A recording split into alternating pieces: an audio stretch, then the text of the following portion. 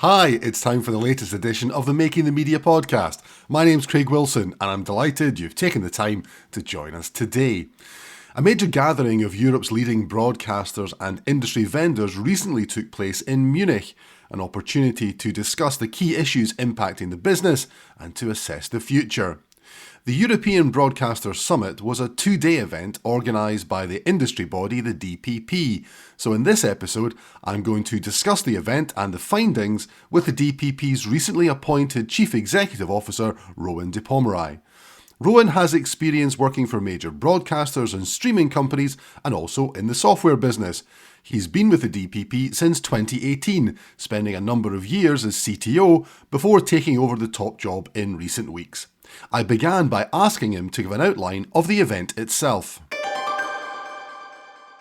It really came from some very specific requests from some of those European broadcasters and particularly their senior technology leaders to have a forum to speak to each other. I think, the way that the industry has evolved is become really, really important for those organizations to share ideas and best practices and to work together. And of course, across national boundaries, very few of them compete with each other. Actually. So it's a really, really interesting dynamic where you've got these organizations with very similar interests in similar territories, but with a very small number of exceptions. They don't directly compete. So we put together this event, sort of masterminded by our founder and chief content officer, Mark Harrison.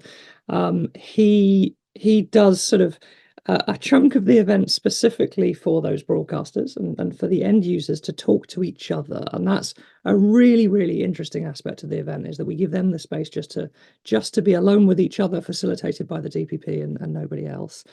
And then we bring in a range of the most important vendors to them and sort of take the same themes, the same topics, and turn it into a two-way conversation about how we as an industry as a whole can work together. It's also quite interesting because, as you say, they're from broadcasters who perhaps don't compete with each other, but they are broadcasters. Some are public service and some are commercial, and I think that's also an interesting dynamic as well. Because if you look at other organisations, they're perhaps dedicated towards the commercial or dedicated towards the public service. But do you think that adds a different dynamic to the whole event? I do, and I think that there is always an interest in those groups learning from each other. But as you say, there is a slightly different dynamic. There are things, there are areas where the priorities will be slightly different, or the operating parameters will be slightly different. That we know that public service broadcasters tend to be very driven by news. They tend to have more restrictions that they have to work in from legal and procurement perspectives, those kind of things. Whereas, the commercial broadcasters might have a slightly different content focus, might have more of a priority on moving quickly and those sorts of things. So it's interesting to see what are the things that they have in common and what are the things that are different. Okay, so there was five areas of discussion, which are cloud production, hybrid cloud architecture, IP infrastructure, AI, and metadata and asset management. So we'll come on to talk about each of them individually. But those areas, they're very similar to perhaps what you've discussed in previous years, because the event's been running for a couple of years now. What do you think that says about the sort of concerns and the challenges that the industry faces? Yeah, I think that we talk a lot about how quickly the industry moves, but the reality is that most of these big themes do take a number of years to play out. And so there is a sort of a thread of commonality to many of these compared to previous years, but also in each case, the focus of the topic has evolved slightly. So I mean, actually, the metadata group in particular, there was a bit of kind of active discussion about exactly this point. We're having the same conversation that we've had in previous years. Was sort of the challenge put by, I think it was one of the vendors. But actually, the approaches have changed. I think some of the challenges, progress has been made, but they just don't get resolved in a year or two. So I think, when there are so many priorities, I mean, the fact that we've got five topics there, and even that, we had to choose a subset, people's attention is split, and so it does take a little while to resolve some of these things, sadly. Yeah, there's no doubt about it. I think it's a really interesting point that the industry is changing. And there is a huge amount that's going on within the industry itself, but there is commonality among the challenges that they face, and again, commonality among the challenges, I guess, that vendors face as well. Okay, so let's move on and talk about. Let's begin with talking about cloud production. Um, is it still the case, do you think, that people are still struggling to get their head around the whole total cost of ownership? You know, everyone talks about the flexibility that cloud is going to bring, but the reality of it is, it still seems to be a little bit of a distance away for most people. Definitely. And what was striking to me actually is that this was a theme that came up in probably four out of the five different discussion groups, was the understanding of total cost of ownership, of pricing models, of the way that economic benefit gets delivered from investment in technology. I think it's really striking to me that there's much more of a recognition that this technology is rarely, if ever, cheaper. What it should do is enable flexibility and enable operating models and working practices that can enable cost saving elsewhere. And so, I think that really came out in this cloud production group. What particularly came up though was the sort of the tension around charging. It's very interesting how the conversations matured between customers and suppliers. And there was a lovely quote from one of the broadcasters, and it was a broadcaster sticking up for the vendors, actually, saying to their peers, um, you want great technology, but sometimes you only want it for a few hours a year. And how can the vendors be expected to make a business model out of that? So that kind of question about flexible pricing and how things should be paid for is a real challenge. And I think what was notable this year was that that challenge was brought to the fore with an understanding from both sides that everybody's got to try and make this work, and it's not just one group of users trying to get the better of the vendors or vice versa. Yeah, I mean, one of the things that came up, I think, in this group and in others, was actually about the whole desire of proof of concept. And I think that's something that a lot of all the broadcasters spoke about, was that what they want to see is they want to see the technology proven in their environment before they're going to move much further with it. Do you think that poses challenges though for the vendor community of trying to, support all of these different proofs of concept? And in some respect, proofs of concept, they have to be paid for some way as well. Yeah, it does create a challenge. And it's a topic that's come up before. I think last year, actually, there was quite a conversation about paid proof of concepts. As you say, Greg, somebody's paying for it. And actually there was a feeling that often the best results come when the customer puts skin in the game as well. Um, because yeah, it's very easy to say, oh, we'll just run a proof of concept, but that has a cost implication, obviously, in terms of the infrastructure that's running and so on, but actually also in terms of the resource effort required from both the customer and the supplier. So quite a lot of the topics were linked together, and I think that came through in the feedback sessions, and it certainly comes through in the report itself. So let's move on to talk about hybrid cloud architecture, because I think the feedback and I think the sense I got from the people in the room is this is the reality for the next few years at least, that hybrid cloud is the way that people are going to go, because there are still some challenges around. They feel about security, they feel about reliability. I think the closer you get to live, perhaps you want to have something that's on-prem. What sort of sense did you get about hybrid cloud? Yeah, it's interesting what you say about the sort of the state for the foreseeable future, and that was certainly a phrase that was used in the sessions. Um, I think firstly we have to think of that really quite literally. We cannot foresee the future in which the the the broadcasters are all in the cloud, right? It's going to be hybrid. And I think sometimes we say the foreseeable future as if that means 2 or 3 years, but I think that it's a really long-term state. And and speaking personally, I'd actually question the notion that it's a transitionary state at all. I think it's very reasonable that a broadcaster of scale will always have some of their own infrastructure in addition to using some of the cloud. I think perhaps the mistake we've often made is to talk about hybrid cloud as if it's just a stepping stone to fully cloud. Where I do think the conversation has evolved, though, from the last couple of years, is to thinking in a much more mature way about what are the pieces of infrastructure and technology, the workflows that should be on premise, and what are those that should be in the cloud, and perhaps what are those that span the two. I think where we've often got hybrid cloud wrong is sort of putting half a foot into the cloud, trying to run something, completely equally on-prem and in the cloud without re-engineering it, without kind of investing in the right software architecture, and ending up with the worst of all worlds rather than the best of all worlds. Yeah, it's a really, really interesting point about it being not a transitionary state, but actually something that might last for quite a long time. Another transitionary state, I guess, is the move towards IP infrastructure. A lot of people, there's a lot of SDI still out there. I think a lot of SDI is still going to remain for a long time. But I wanted to ask a question around the IP realm, which is that is there still a sense do you get of people not maximizing the opportunity? And in some respects, all that they're doing is replacing a wire with a cable. Without doubt. It's Yeah, I mean, this is one where clearly it is a transitionary state, right? We will be all IP at some point in the future, but I've actually done a whole bunch of more detailed research on this specific topic in the last few months.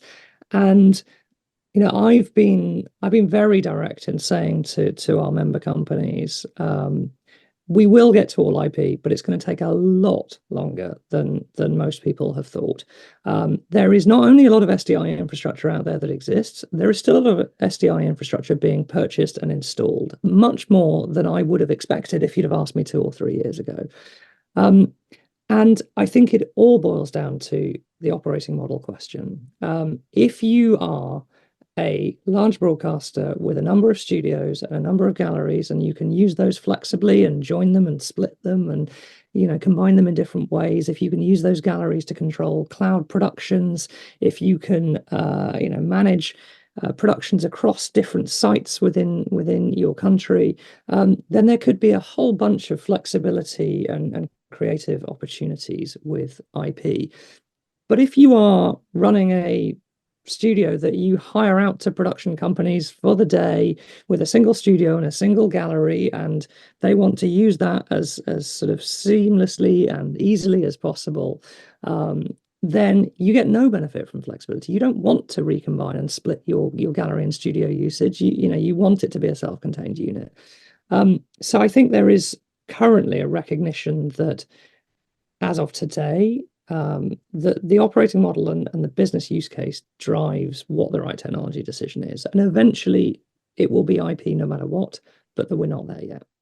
I think the other thing around IP is that the discussion always then comes on to talk about standards.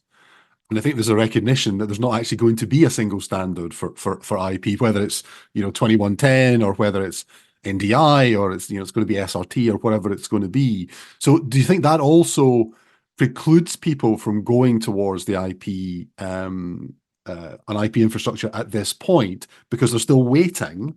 Or do you think there's just a sense, look, it's not going to be a standard, so we just have to accommodate everything? I think that's definitely been an issue for a lot of people, that they have been waiting, that they've been sort of holding out for a single protocol that's gonna cover everything. I'd like to think that people understand now that that isn't the case. We did have essentially everything consolidated on an SDI, and that just isn't going to be how it is in an IP world. There will, as you say, be SRT and NDI and 2110 and various other flavors. And actually, they each have different benefits for different use cases. It's not the case that one of them is better, full stop. One of them might be better in a given situation. I certainly see trends in terms of which protocols people use for which use cases. But I think that anybody holding back because they think that eventually one of these formats will win and they don't want to invest before that happens, I would certainly advise them to stop waiting and just choose the right protocol, the right technology for the use case that they have. Let's move on to the hot topic then. It's AI. We can't avoid it. It comes up everywhere. I'm just back from NAB, where a lot of people were talking about it as well. The sense I get, though, Rowan, and I think this comes through very, very strongly in the report, is that everyone's interested in it. They want to do proofs of concept, to the point that we made earlier on. But I don't get the sense that anyone wants to be at the bleeding edge of this kind of technology. What do you think?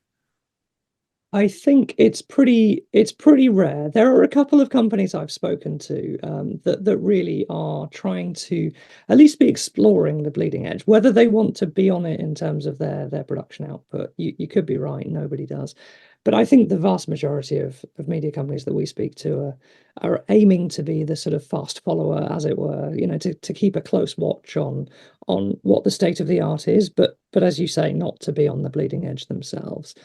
And I mean, we also just published a report specifically about AI in the media industry this year.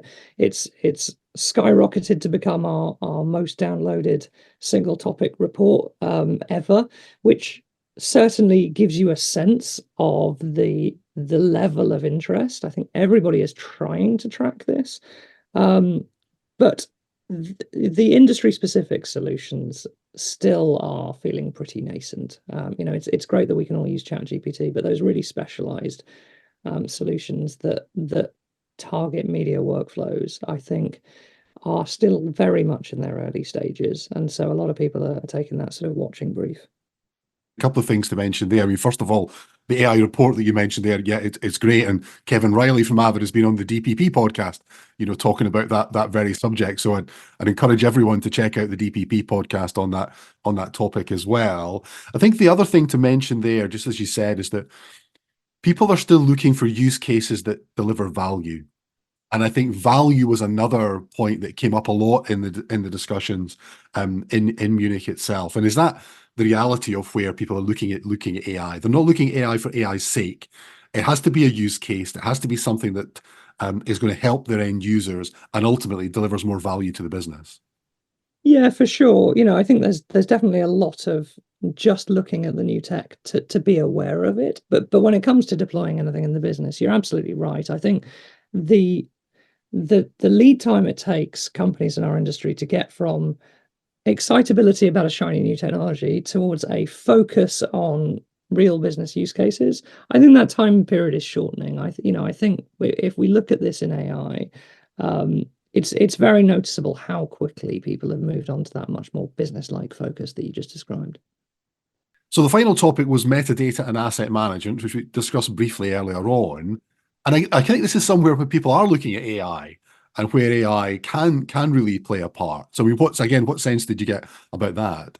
Yeah, they are, and the irony, of course, being that some of the AI tools that have been around for a decade or so are now starting to mature to a level where people are using them in anger. It's very tempting to focus on Gen AI as the big buzz right now, but there's a whole bunch of other machine learning solutions that are very useful. Um, that said, I think there is all sorts of interesting use case for Gen AI. One of the things we pulled out in that report is that um, areas where content is being reused and remixed are perhaps easier to apply AI to than areas where you're generating content from scratch. And that certainly applies when it comes to metadata. I've seen a lot of people talking about or running proofs of concepts on things like reformatting and changing the length of synopses for different platforms and different outlets. A simple-ish use case, but one that potentially saves quite a considerable amount of manual effort. So yeah, people definitely interested in AI in the metadata space. I think the other big theme I'd pull out is integration. The sort of integration and interoperability piece is a huge theme across all of these areas, but especially in that metadata area, we've heard a lot of people starting to talk about data meshes, about connecting together silos of data, rather than the previously more popular approach of the sort of the data lake, the idea of throw all the data in one place and you'll magically be able to use it for whatever you want. One of the things that we've been discussing with AI is the use of, knowledge graphs, semantic technologies, so data mesh, data lake. These are all terminologies that people will become, pretty familiar with, I think, in the coming sort of months and years.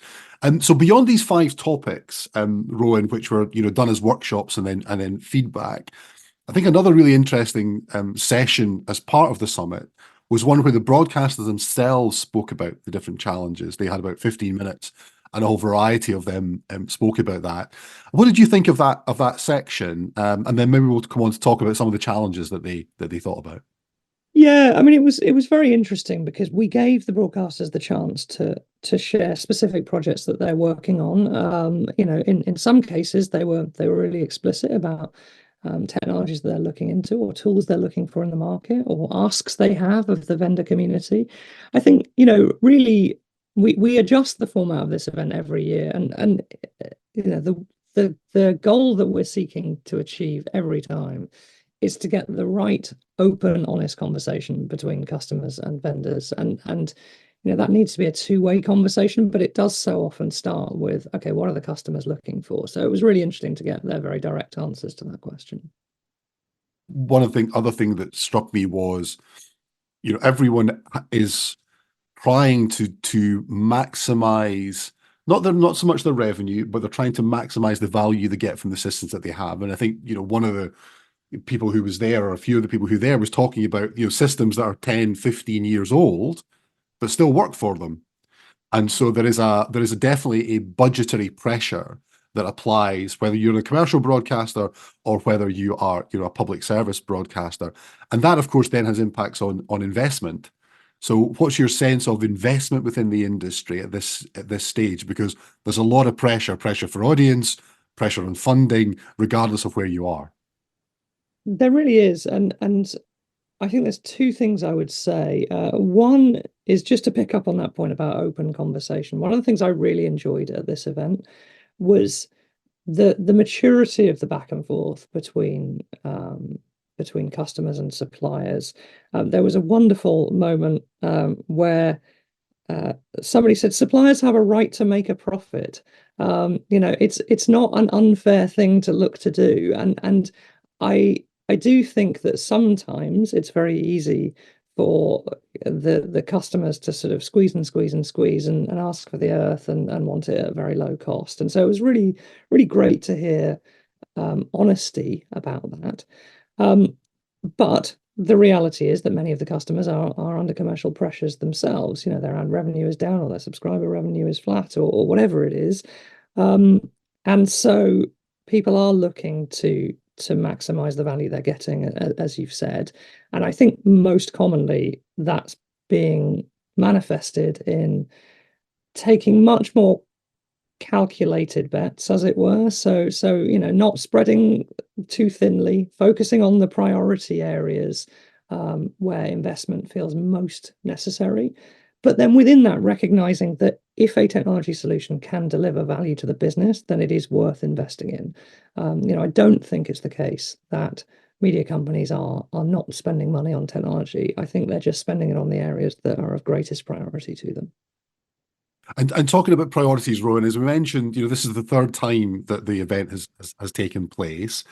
It's evolved over that time. I'm assuming there's going to be another one next year. So do you see it evolving further when we get into 2025? Oh, I do. I mean, I think we're going to see exactly the same in terms of the topics, that there will be some commonality and maybe some new areas.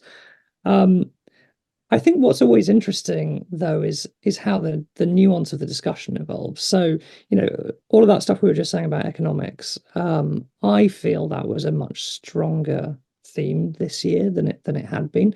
Not that people hadn't talked about cost before, but it is very noticeable that that's front of mind, perhaps ahead of some of the detail of technology that might have been discussed more in previous years, or even other things like change management and so on.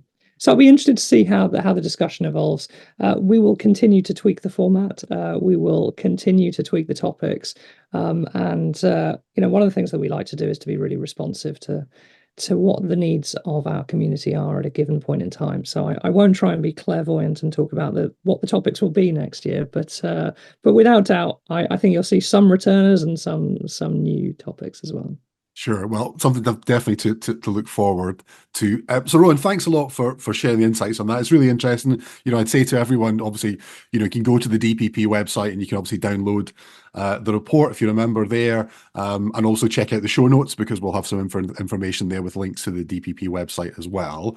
As a final question, Rowan, it's a question I ask everyone on the podcast. So, what is it, if anything, that keeps you up at night? I think that it's our own little take on what we've just been discussing, delivering targeted value. The great thing about an organization like the DPP is that we've been growing and getting bigger and involving more people, and that strengthens the value of the network. But it makes our job, really, really important that we focus on what are the things that that community needs. And so, the thing that keeps me awake is chewing over everything that everybody's telling us about the industry and trying to distill that down into what it is that we can really help with right now, because I think that is ever changing. We're not sort of delivering a particular solution for a particular problem. We are trying always to focus on what are the problems that matter right now. So chewing that over is a never-ending process that mostly does happen lying awake in bed at night. And as we keep saying, in an industry which is facing so many rapidly developing challenges, that is not an easy task. Thanks to Rowan for giving us that great summary of the event. Check out the show notes for links to the DPP's report and also a summary blog I put together on the findings. You can also find there links to the main Avid announcements from NAB, particularly in the field of AI. Don't forget to share the podcast with friends and colleagues and spread the word about the Making the Media family, and you can keep on top of all of the latest Avid news across our various social channels. Thanks to Rowan for taking the time to chat with us, thanks to our production team Matt, Wim and Owen, and thanks most of all to you for listening. My name is Craig Wilson. Join us again soon for more of the people making the media.